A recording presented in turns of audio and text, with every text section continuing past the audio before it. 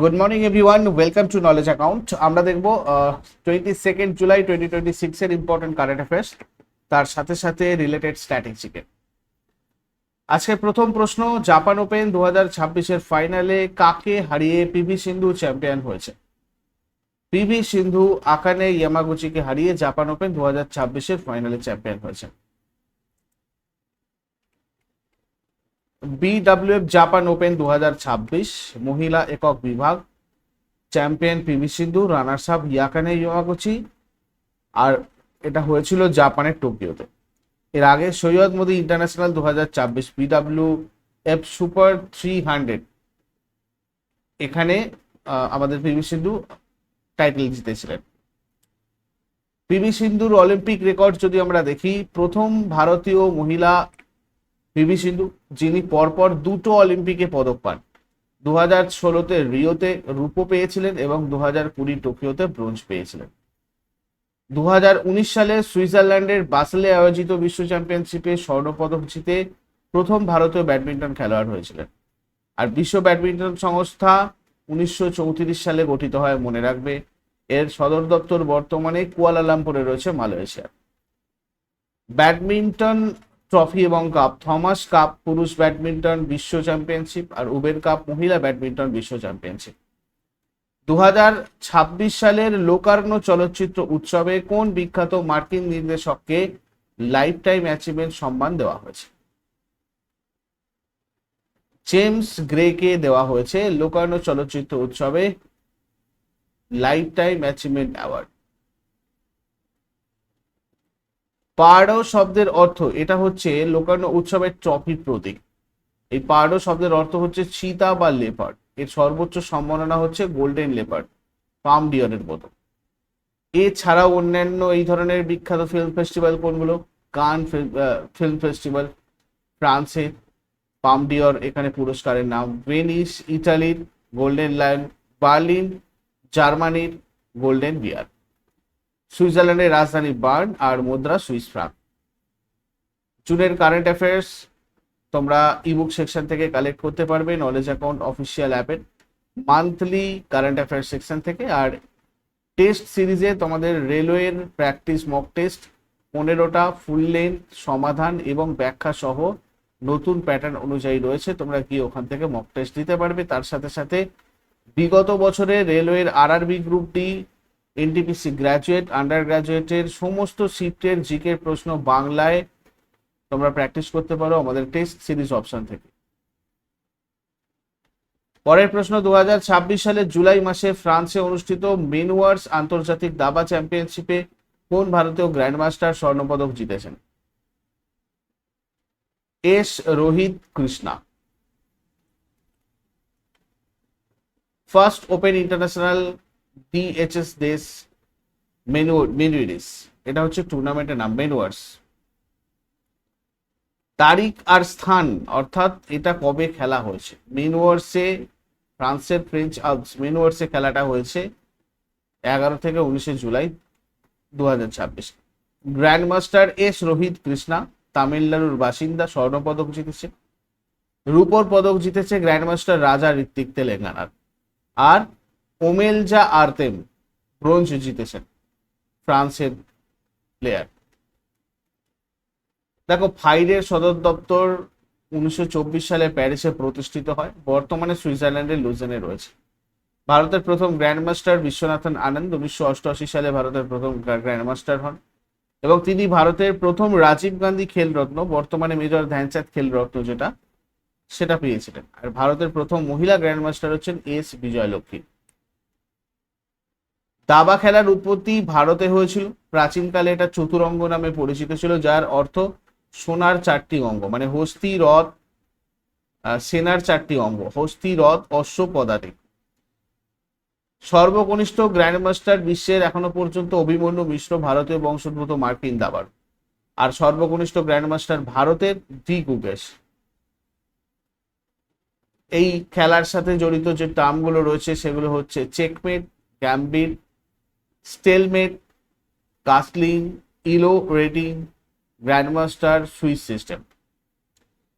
AICF all India chess federation ভারতের জাতীয় দাবা গভর্নিং বডি, এটা যেটা 1951 সালে প্রতিষ্ঠিত হয়। এর সদর দপ্তর চেন্নাইয়ে রয়েছে, যে কারণে চেন্নাইকে ভারতের দাবার রাজধানী বলা হয়। বিশ্ব দাবা দিবস পালন করা হয় 20 জুলাই। 2027 সালে মার্চ মাসে 14তম সাউথ এশিয়ান গেমস কোন দেশে অনুষ্ঠিত হবে? পাকিস্তানে অনুষ্ঠিত হবে। তো 2027 সালের মার্চ মাসের 14তম সাউথ এশিয়ান গেমস, এর অফিসিয়াল নাম 14 সাউথ এশিয়ান গেমস। 23 মার্চ থেকে 31 মার্চ 2027 হবে পাকিস্তানে, লাহোর, ইসলামাবাদ আর ফয়সালাবাদে। সাউথ এশিয়ান অলিম্পিক কাউন্সিল এটাকে পরিচালনা করবে।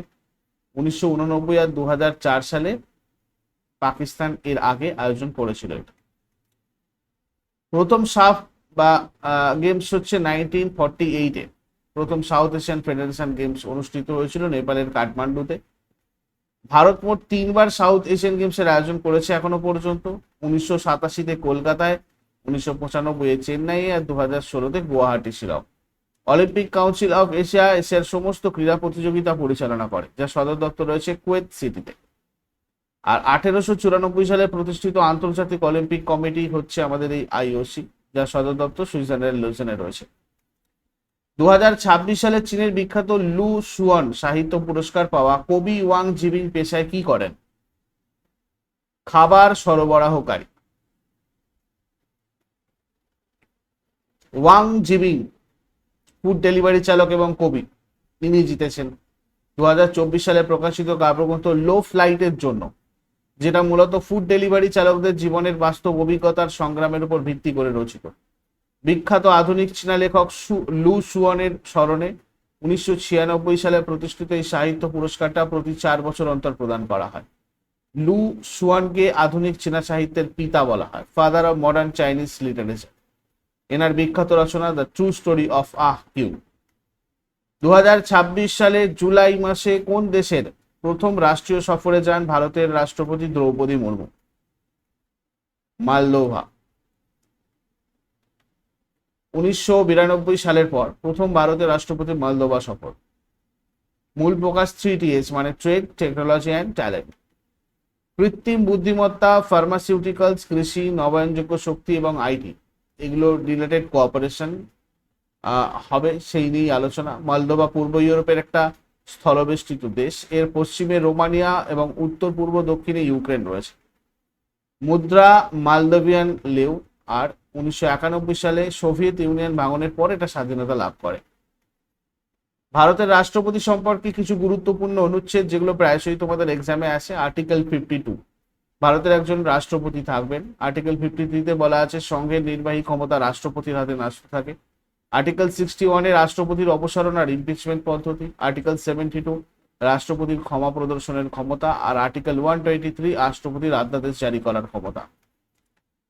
দ্রৌপদী মুর্মু ভারতের 15তম রাষ্ট্রপতি, ভারতের প্রথম আদিবাসী রাষ্ট্রপতি, ভারতের দ্বিতীয় মহিলা রাষ্ট্রপতি, প্রথম প্রতিভা পাটিল, ভারতের ইতিহাসে সবচেয়ে কম বয়সী রাষ্ট্রপতি, স্বাধীন ভারতে জন্ম নেওয়া ভারতের প্রথম রাষ্ট্রপতি, উড়িষ্যার রাইনপুর থেকে 2বার নির্বাচিত, ঝাড়খণ্ডের প্রথম মহিলা রাজ্যপাল এবং পূর্ণ 5 বছরের মেয়াদ শেষ করা প্রথম রাজ্যপাল।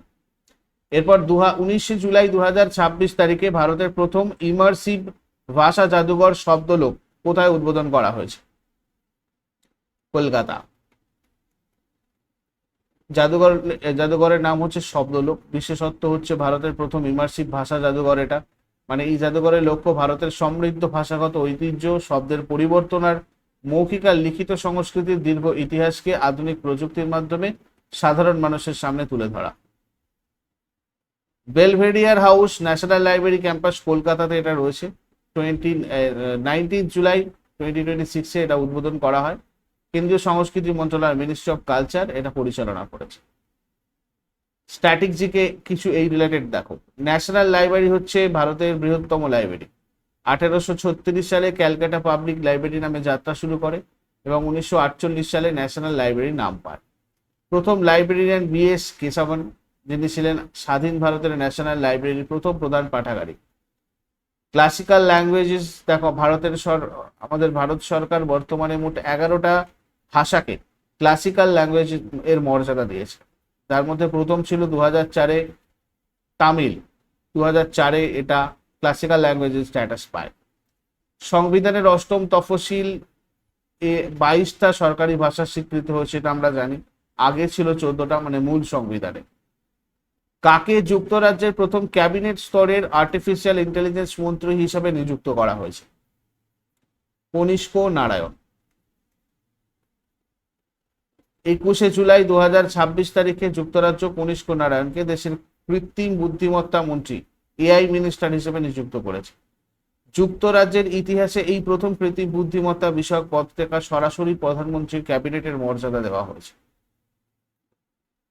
ওয়েলসের লেবার পার্টির একজন রাজনীতিবিদ এবং 2024 সাল থেকে ভেল অফ গ্ল্যামারগান আসনের সংসদ সদস্য।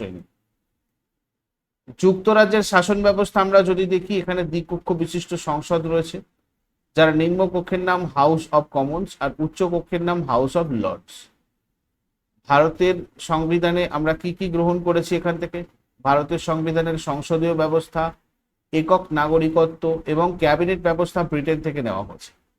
যুক্তরাজ্যের ক্যাবিনেট ব্যবস্থাকে বলা হয় ওয়েস্টমিনস্টার মডেল এবং ভারতেও এই মডেল অনুসরণ করে। লন্ডনে অবস্থিত ব্রিটিশ সরকারের প্রশাসনিক দপ্তর এবং কার্যালয় এলাকাকে সংক্ষেপে বলা হয় হোয়াইট হল। ভারতের প্রথম 100 mega watt hour vanadium redox flow battery কোথায় স্থাপনের অনুমোদন দেওয়া হয়েছে? Khavda solar park, Gujarat. এই প্রকল্পটা এনটিপিসি রিনিউয়েবল এনার্জি লিমিটেডের অধীনে ইলেকট্রিক সিস্টেমস আর বন্ডাডা ইঞ্জিনিয়ারিং যৌথভাবে বাস্তবায়ন করছে। এটা ভারতের প্রথম লিথিয়াম ব্যাটারি স্টোরেজ সিস্টেম, যেটা সম্পূর্ণরূপে ভারতের ডিজাইন, ইঞ্জিনিয়ারিং আর প্রস্তুত করা হয়েছে। ভ্যানাডিয়াম হচ্ছে একটা ট্রানজিশন মেটাল, পারমাণবিক সংখ্যা এর 23। 1975 সালে প্রতিষ্ঠিত ভারতের সবচেয়ে বড় রাষ্ট্রায়ত্ত বিদ্যুৎ উৎপাদনকারী সংস্থা এনটিপিসি লিমিটেড, যার সদর দপ্তর নয়াদিল্লিতে রয়েছে। বাদলা সোলার পার্ক রাজস্থানের যোধপুরে অবস্থিত। এর ক্ষমতা 2245 মেগাওয়াট। এটা বর্তমানে অন্যতম বৃহৎ কার্যকারী সোলার পার্ক। আর পাবাগাড়া সোলার পার্ক শক্তি স্থান নামে পরিচিত, কর্ণাটকের তুমকুর জেলাতে রয়েছে। দেখো, অনন্তপুরম বা এমপি কুন্টা সোলার পার্ক, এটা রয়েছে অন্ধ্রপ্রদেশে। এছাড়াও Kurnool ultra mega solar park, Kadapa solar park, এই দুটো রয়েছে কোথায়? অন্ধ্রপ্রদেশে। রেওয়া আল্ট্রামেগা সোলার, এটা মধ্যপ্রদেশে রয়েছে। Kamuthi solar power project Tamil Nadu. Charanka solar park রয়েছে গুজরাটে। এরপরে প্রতি বছর আন্তর্জাতিক চন্দ্র দিবস কত তারিখে পালিত হয়? International moon day. এটা পালন করা হয় 20 জুলাই। 2021 সালের 9 ডিসেম্বর জাতিসংঘের সাধারণ পরিষদ এই দিবসটা আনুষ্ঠানিকভাবে ঘোষণা করে। 1969 সালের 20 জুলাই নাসার অ্যাপোলো 11 মিশনের মাধ্যমে প্রথম মানুষ হিসাবে নীল আর্মস্ট্রং আর বাজ অলড্রিনের চাঁদের পৃষ্ঠে অবতরণ করেছিলেন। সেই মানে জায়গাটা অনুযায়ী সেটাকে স্মরণ করে রাখার জন্য এটা করা হয়। আর 2026 সালের মূল থিম ছিল one moon, one vision, one future. 23শে আগস্ট 2023 তারিখে চন্দ্রযান-3 চাঁদের দক্ষিণ মেরুতে সফলভাবে অবতরণ করে। এই দিনটাকে আমরা জাতীয় মহাকাশ দিবস হিসাবে পালন করি। চাঁদের দক্ষিণ মেরু যে স্থানে চন্দ্রযান-3 এর ল্যান্ডার বিক্রম অবতরণ করেছিল, সেই জায়গাটার নাম দেওয়া হয়েছে শিব শক্তি পয়েন্ট। আর 2019 সালে চন্দ্রযান-2 এর ইম্প্যাক্ট ল্যান্ডার যেখানে ক্র্যাশ করেছিল, সেটার নাম Tiranga point. United Nations office for outer space affairs, UNOOSA, এটা প্রতিষ্ঠা হয় 1958 সালে। এর সদর দপ্তর ভিয়েনাতে রয়েছে। দেখো, 1 জুলাই আমরা জাতীয় চিকিৎসক দিবস পালন করি। বিখ্যাত চিকিৎসক আর পশ্চিমবঙ্গের দ্বিতীয় মুখ্যমন্ত্রী ডক্টর বিধানচন্দ্র রায়ের স্মরণে। এছাড়া জিএসটি দিবস পালন করি। 1 জুলাই 2017 সালে ভারতে গুডস অ্যান্ড সার্ভিস ট্যাক্স চালু হয়। 1 থেকে 7 জুলাই বন মহোৎসব উৎসব, বৃক্ষরোপণ আর পরিবেশ সচেতনতামূলক সপ্তাহ পালন করা হয়। জুলাই জাতীয় পতাকা গ্রহণ দিবস। 1947 সালের 22 জুলাই গণপরিষদ ভারতের ত্রিবর্ণ রঞ্জিত জাতীয় পতাকা গ্রহণ করে। জাতীয় সম্প্রচার দিবস 23 জুলাই পালন করা হয়। 1927 সালের 23 জুলাই আকাশবাণী থেকে নিয়মিত বেতার সম্প্রচার শুরু হয়। 24 জুলাই আয়কর দিবস পালন করা হয়। আগের দিনের হোমওয়ার্ক দেখে নিই। 1951 সালে অনুষ্ঠিত এই প্রথম এশিয়ান গেমসে কতগুলো দেশ অংশগ্রহণ করেছিল? 11টা দেশ। ভারত সরকারের কখন স্বর্ণজয়ন্তী গ্রাম স্বরোজগার যোজনা চালু হয়েছিল? 1999। আর আজকে তোমাদের জন্য কোয়েশ্চেন থাকবে, কৌটিল্য কোথা থেকে মগধে এসে চন্দ্রগুপ্তের মন্ত্রী হয়েছিলেন? আর কোনটি বিশ্বের দ্বিতীয় সর্বোচ্চ পর্বতশৃঙ্গ? শেষকালে কমেন্টে জানাও। চট করে আগের দিনের গুলো একবার কুইক রিভিশন করে নেব। প্রথম প্রশ্ন কি ছিল? কোন দেশ আর্জেন্টিনাকে হারিয়ে ফিফা বিশ্বকাপ 2026 জিতেছে? স্পেন।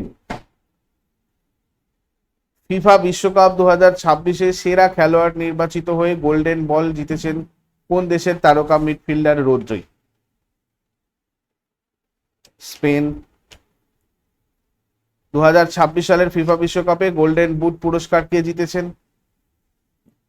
Kylian Mbappe. ফিফা বিশ্বকাপ 2026-এ গোল্ডেন গ্লাভস কে জিতেছে? কোন গোলরক্ষক? উনাই সিমান। ফিফা বিশ্বকাপ 2026-এর ফিফা ইয়ং প্লেয়ার অ্যাওয়ার্ড অর্জন করেছেন 19 বছর বয়সী কোন স্প্যানিশ ডিফেন্ডার? পাও কুবারসি। 58তম আন্তর্জাতিক রসায়ন অলিম্পিয়াডে উড়িষ্যার ভুবনেশ্বরে কোন শিক্ষার্থী স্বর্ণপদক জিতেছেন? দেবদত্ত প্রিয়দর্শী। বাংলাদেশ আর মার্কিন যুক্তরাষ্ট্রের মধ্যে বার্ষিক দ্বিপাক্ষিক সামরিক মহড়া টাইগার লাইটনিং 2026 কোথায় শুরু হয়েছে? জালালাবাদ সেনানিবাস, সিলেট। অমিত শাহ পশ্চিমবঙ্গের কোথায় আমুল বেঙ্গল ডেয়ারি প্রজেক্টের ভূমি পূজন করেন? কলকাতা। ভারতের প্রথম আরবান নাইট সাফারি কোন রাজ্যে নির্মিত হতে চলেছে? উত্তরপ্রদেশ। প্রথম ভারতীয় পুরুষ ব্যাটার হিসাবে বিখ্যাত লর্ড স্টেডিয়ামে ওডিআই সেঞ্চুরি করার কৃতিত্ব অর্জন করেছেন কে? রোহিত শর্মা। এগুলো ছিল আগের দিনের কোয়েশ্চেন। ইউজফুল বলে মনে হলে অবশ্যই লাইক করো, বন্ধুদের সাথে শেয়ার করো, আর কমেন্ট করে তোমার ফিডব্যাক জানাও। প্রত্যেকদিন সকাল 6টায় ডেইলি কারেন্ট অ্যাফেয়ার্সের আপডেটের জন্য নলেজ অ্যাকাউন্টকে সাবস্ক্রাইব করে বেল আইকন প্রেস করে অলে ক্লিক করে রাখো। Thank you so much, take care, have a great day.